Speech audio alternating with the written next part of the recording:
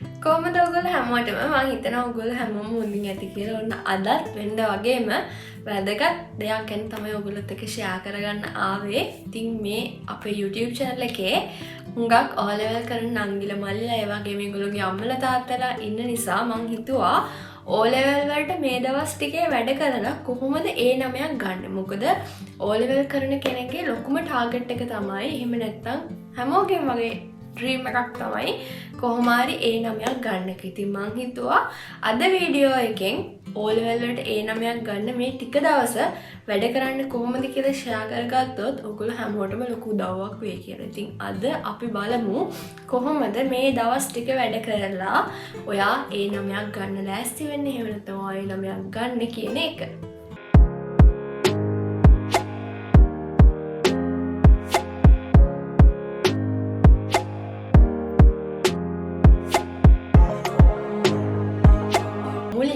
මම මගේ O level කාලේ කතාවක් ඔයගොල්ලොත් එක්ක ෂෙයා කරලා ඉන්නම්. ඉතින් මම O level කරේ මීට හුඟක් අවුරුදු ගණනකට කලින්. ඒ කියන්නේ 2013. එතකොට ඔයාලා පොඩක් පොඩි ළමයි. ඉතින් ඒ වුණත් තාමත් ඒ කරුණු හුඟක් මතක තියෙන එක හේතුවක් තමයි මම වැඩ කරපු විදිය. ඒක ඇත්තටම මමත් මුලින් ඉඳලා ෂෝට් නෝට්ස් කියවුවා, අච්චුපොත් කියවුවා, ටර්ම් ටෙස්ට් වලට හොඳට මුහුණ දුන්නා. අනිවාර්යෙන් ඔයගොල්ලොත් එහෙම කරන්න ඇති. හැබැයි මම කොමර්ස් ක්ලාස් ගියේ නිශාන්ත පෙරේරා කියලා සර් කෙනෙක් ගාවට. ඒ සර් අපිට කරපු කතාවක් නිසා තමයි ඇත්තටම මගේ ජීවිතේ ගොඩක් ටර්න් උනේ. මොකද මට ඇත්තටම ගයිඩ් කරන්න කවුරුත් හිටියේ නැහැනේ. මගේ අම්මා තාත්තවත් මං ගාව හිටියේ නැහැ. එතකොට මට A9ක් ගන්න කියලා මාව පුෂ් කරන්න, මාව තල්ලු කරන්න කවුරුත් හිටියේ නැහැ. හැබැයි අපේ අම්මගේ හීනයක් තිබ්බා කවදා හරි මම A9ක් ගන්නවා කියන එක දකින්න. ඉතින් ඔය හැම දෙයකටම මුල් වුණේ නිශාන්ත සර්ගේ කතාව. එතකොට නිශාන්ත සර් කිව්වා මේ ටික කාලේ කියන්නේ අන්තිම මාස දෙක ඔයා මේ විදිහට වැඩ කරොත් ඔයාලට පුළුවන් අනිවාර්යෙන් A9ක් ගන්න කියන කතාව සර් කිව්වා. ඒ වගේම එයා කිව්වා ඔයාගේ වටේ ඉන්න ඔයා A9ක් ගන්නේ නැතුව ෆේල් වෙයි. එහෙම නැත්නම් අඩු රිසල්ට් එකක් එයි කියලා බලාගෙන ඉන්න අය ඔයා ගැන දකින්න ආසාවෙන් ඉන්න කොයි විදිහටද කියලා පොඩ්ඩක් හිතලා බලන්න. එහෙම හිතලා බලලා ඒගොල්ලෝගේ මූණට සතුටක් ගේනව වෙනුවට ඔයාට ඇත්තටම ආදරය කරන ඔයාගේ රිසල්ට් එක හොඳ රිසල්ට් එකක් දකින්න ආසාවෙන් ඉන්න අයට කරන උදව්වක් විදිහට කෘතගුණ සැලකීමක් විදිහට කොහොම හරි හොඳ රිසල්ට් එකකට යන්න මේ ටික දවස් මහන්සි වෙන්න කියන එක සර් අපේ ඔළුවට දැම්මා. ඒ වගේම සර් කිව්ව කාලසටහනක් හදාගෙන ඒකේ ඒ විදිහට ඒ වැඩ ටික කරන්න කියලා. ඉතින් ඔය විදිහට මම ඇත්තටම වැඩ කරපු නිසා තමයි මට පුළුවන් වුණේ A9ක් ගන්න. ඇත්තටම හරිම අඩු කාලෙකින් මම වැඩ ගොඩක් කරා. ඒ වැඩ ගොඩක් කරපු නිසා තමයි A9ක් ආවේ. සහ ඉතින් මට ඒ නිසා මගේ අත්දැකීම අනුව මට කියන්න පුළුවන් මේ ටික කාලේ ඔයා වුණත් හරියට වැඩ කරොත් ඔයාට A9ක් ගන්න පුළුවන් කියන දේ.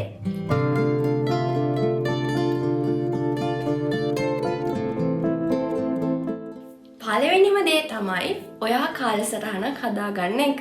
සරලවම කාලසටහනක් කියන්නේ ඔයාගේ කාලය කළමනාකරණය කරගන්න ඔයා හදාගන්න ප්ලෑන් එකක් වගේ දෙයක්. එහෙම නැත්නම් සටහනක්.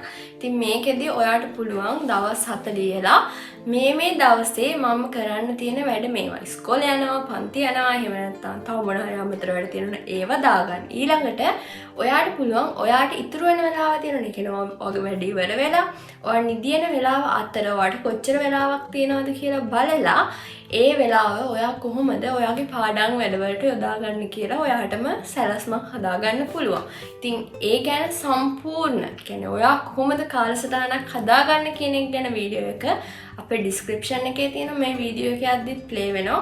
ඔයාට පුළුවන් ඒක බලන්න. මොකද මම ඒක ගැන මෙතනදී කතා කරන්න යන්නේ නැහැ. මොකද මේ වීඩියෝ එකෙන් අපිට තව දේවල් කතා කරන්න තියෙන නිසා.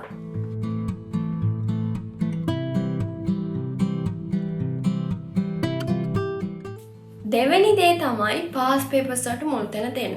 O level විභාගෙදී විතරක් නෙවෙයි ඕනෑම විභාගකෙදී පාස් පේපර්ස්. එහෙම නැත්නම් පහුගිය ප්‍රශ්න පත්‍ර කියන එකට ලොකු තැනක් හම්බ වෙනවා. මොකද අපි කොච්චර පාඩම් කරත් කොච්චර අච්චුපොත් කියවුවත් වැඩක් නැහැ. එන ප්‍රශ්න මොන වගේද කියලා අපි දන්නේ නැත්නම්. ඊළඟ දේ තමයි O level විභාගෙදී පාස් පේපර්ස් වලින් ලොකු පිටුවහලක් ලැබෙනවා.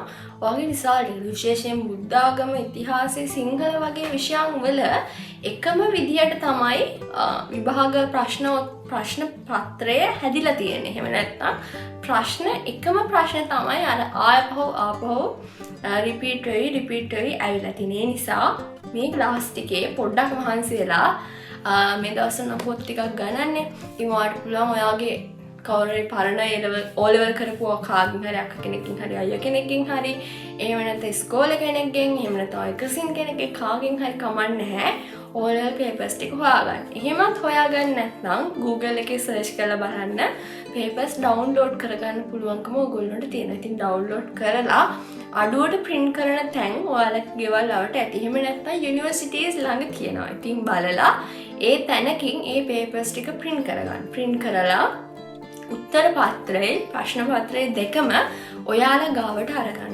ඊළඟ දේ තමයි ඔයා ඒ papers නිතරම practice කරන්න පටන් ගන්න ඕනේ.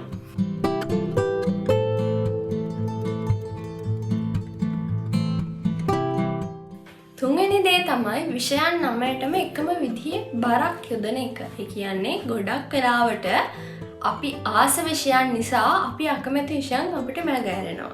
හොඳම උදාහරණේ මගේ O level කාලේ ගැනම මම කියනවා නම් මම ඉතිහාසයට අකමැති කෙනෙක්. ඉතින් මට ඉතිහාසය කියන එක ටිකක් මගහැරෙන්න බැලුවා. හැබැයි මම මගහැරෙන්න දෙන්නේ නැතුව මගේ කාලසටහන හදා ගන්නකොට මම විෂයන් 9ටම එකම පැය ගාණක් මගේ සතිය ඇතුළත වෙන් කරගන්න වග බලාගත්තා. ඉතින් ඔයාලත් කාලසටහන හදා ගන්නකොට වැඩ කරනකොට අකමැති විෂයන් ගැන අවධානය දෙන්න අමතක කරන්න එපා. මොකද නැත්තම් අපි දන්නේම නැතුව අපි අකමැති විෂයන් මගහැරෙනවා සහ ඒ නිසාම ඒ විෂයන් වල ප්‍රතිඵල හොඳ වෙන්නේ නැහැ.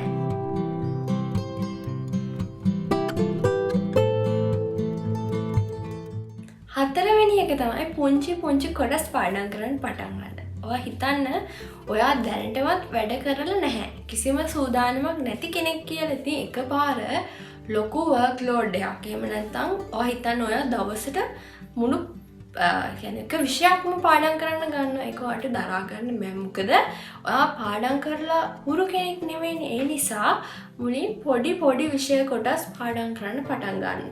ඒකට ඔයා විනාඩි 20 හිතන්න ඔයා විනාඩි 20ක් පාඩම් කරනවා.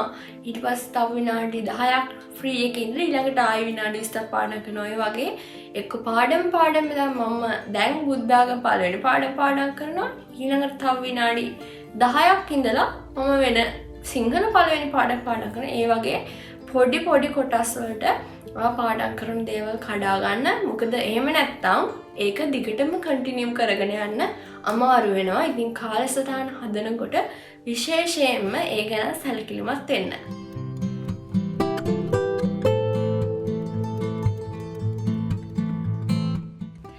අන්තිම ටිප් එක එහෙම නැත්නම් පස්සෙන් ටිප් එක තමයි අද පටන් ගන්න මේ වැඩේ. කියනවා හිතනවා මේ වීඩියෝ එක බලලා කොහොම හරි නමයක් ගන්නවා කියලා හිතලා අද ඉඳලම වැඩ කරන්න පටන් ගන්නවා. මේ පටන් ගන්න වැඩේ ඔයාගේ විභාග දවස් වෙනකම්ම කන්ටිනියු කරන්න. එහෙම නැත්නම් පවත්වාගෙන යන්න. හිතන්නකෝ අද ඔයා පැයක් පාඩම් කරලා හෙට පාඩම් කරන්නේ නැහැ. අනිත් පාඩම් කරන්නේ නැහැ. ඊට පස්සේ දවස් පාඩම් කරනවා. එහෙම නැතුව අද ඔයා පැයක් පාඩම් කරලා හෙට පැයක් පාඩම් කරලා අනිද්දාත් පැයක් පාඩම් කරලා ඒ වගේ ඒ පුරුද්ද විභාගෙ ඉවර වෙනකම් දිගටම කන්ටිනියු කරන්න අමතක කරන්න එපා. මොකද ඒ පුරුද්ද කියන දේ හරිම වැදගත් ඔයාගේ විභාගෙට ඔයා කොච්චරක් හොඳ ප්‍රතිඵලයක් ගන්නවද කියන එකට.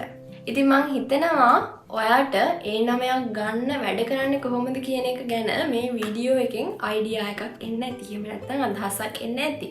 ඉතින් තව අපේ වීඩියෝ එකක් තියෙනවා අපේ YouTube channel එකේ. අපි කතා කරනවා එකෙන් විෂයන් 9ම ගැන. ඒ කියන්නේ මම කොහොමද A9ක් ගන්න වැඩ කරේ කියලා මගේ විෂයන් 9 ගැන මම කතා කරන වීඩියෝ එකක් තියෙනවා. ඉතින් ඒකේ link එකත් ඕගොල්ලන්ට බලන්න පුළුවන්. අපි description box එකේ add කරන්න ඒකත් බලන්න. මොකද ඒකෙන් ඔයාට මීට වඩා ගොඩක් පුළුල් අදහසක් ගන්න පුළුවන් විෂයන් ගැන. ඉතින් ඒ වීඩියෝස් උත් බලන්නවට පුළුවන්. ඔයා අනිවාර්යෙන් මේ පොඩි දවස් ටික මේ පුංචි දවස් ටික මේ විදිහට වැඩ කරොත් අනිවාර්යෙන්ම ඔයාට A9ක් O level වලට ගන්න පුළුවන්. ඉතින් මම හිතනවා ඔගොල්ලෝ හොඳට වැඩ කරයි. මේ වීඩියෝ එක වගේ යාළුවන්ට පෙන්නන්න. එතකොට ඕගොල්ලෝ කොහොමද මේක උදව්වක් කරගත්ත කෙනෙක් නම් කලින් අපේ YouTube channel එක බලලා ඒ ගැනත් ෂෙයා කරන්න. මොකද ඒක තව කෙනෙක්ට ලොකු උදව්වක් වෙන්න පුළුවන්. එහෙම නැත්නම් ඔයාගේ අත්දැකීම් කියන්නේ ඔයා පාවිච්චි කරපු මීට අමතර ටිප්ස් මොනවා හරි තියෙනවනම් ඒවත් කමෙන්ට් සෙක්ෂන් එකේ එකතු කරන්න. ඉතින් ඊළඟ තවත් මේ වගේ වැදගත් වීඩියෝ එකක් අරන් ඕගොල්ලෝ හමු වෙන්න එනකන් ඕගොල්ලන්ගේ වැඩ ටික හොඳට කරගන්න. ඕගොල්ලෝ හැමෝටම සුබම සුබ දවසක්.